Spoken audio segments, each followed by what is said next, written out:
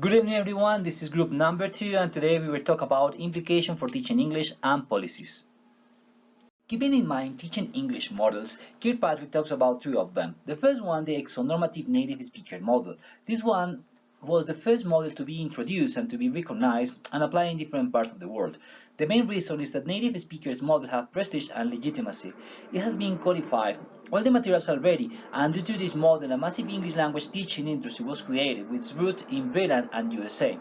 It has been accepted and standardized, and it supports native English speakers, and sometimes being a native speaker is the only requirement.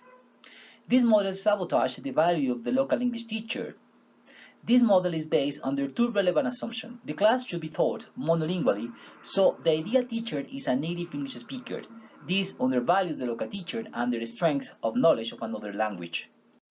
In the normative nativized model, it is usually applied in the outer circle countries in which a local variety of English has become socially acceptable, and it is this variety of English the one that is taught. As an example, Nigeria and Singapore. Some of the advantages of this method are: there can be an investment of resources training local teachers. Local teachers do not promote American values. Students can use their mother tongue as a resource to learn a second language. Native speakers variety can be used as a norm rather than a model. The most relevant disadvantage of this model relies on the fear of not being internationally understood. The lingua franca approach is based on the goal of successful cross-cultural communication. This could be an advantage to both teachers and students. For this method, the curriculum needs to be focused on how cultures differ and the implication of such differences. Students need to be taught the communicative strategies that aid successful cross-cultural communication. The aim is to allow effective communication across linguistic and cultural boundaries. Second language speakers and bilingual users shouldn't be judged against L2 and bilingual standards, and not against the standards of native speakers. At the same time, avoiding adopting a native speaker model means that bilingualism in English is no longer related to the British or the American culture. The only problem of this model is that it is difficult to describe or codify. Language policy in a multilingual world. Nation states opt for public monolingualism in an official or national language, requiring its use in all public and civic communication. In this context, public monolingualism in the national language is simply taken for granted by its citizens. For those remaining states with more than one officially recognized language, the predilection towards a highly delimited form of public multilingualism nonetheless remains strong. The majority of these later states don't officially recognize more than two or three languages. Certainly, the endorsement of widespread formal multilingualism remains extremely rare. And even where there is an ostensibly multilingual national language policy, the actuality is that one language variety still dominates in terms of its widespread use in the public domain. Citizenship in modern nations is linked to some knowledge of the requisite national language as a key indicator of national commitment. Those who lack facility in a national language are regularly chastised and sometimes punished by states for the willful failure to integrate. Language and political theory. The majority of political theory discussions of language and citizenship reinforce a key tendency, what is called the untrammeled public monolingualism. Berry asserts that minority languages, that is, the first languages spoken by linguistic minorities within a nation, must be relinquished as the price of wider national citizenship.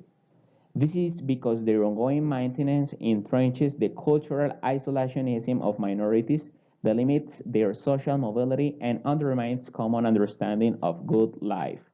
Therefore, it is like an obligation to learn and use the national language even when this disrupts cultural and linguistic continuity. English as a lingua franca in a globalized world. Blumart proposes two types of globalization: the geopolitical, that emerged from early historical antecedents such as the capitalist expansion in the 19th century, and the geocultural one, which is linked to more recent features of late capitalism such as new technologies, etc. Calhoun, 2003 and 2007, argues that both forms of globalization tend towards a related advocacy of new global forms of identity. That is a movement away from the confines of localized identities to a more broad based identity. Thank you. As we have been analyzing during this course, English has established itself along the globe, so it is a key component in what Ruth Grifflor calls multilingual proficiency, highlighting that the multiple ways in which English has spread makes it the language of multilingualism, having implications for pedagogy. We all know that pedagogy adapts to the needs of students, focusing on a student-centered approach which makes demands on teachers and educational policy. Taking this into account, the author points out a need to enhance preparation of English teachers, because it is important for them to be proficient in the language as well as they should recognize the culture around it. They should recognize that language learning capacities among students are virtually without limit, so they should enhance the exploration of those capacities. Teachers should be in permanent contact with different language publications, which reinforces the need for advanced academic literacy. And they should be a permanent researcher who focuses on student engagement, that is, focusing on the affective, cognitive, and behavioral components which are essential for learning. But also, these demands to teachers can't be possible if policies do not consider a teacher professional development, which needs to be permanent.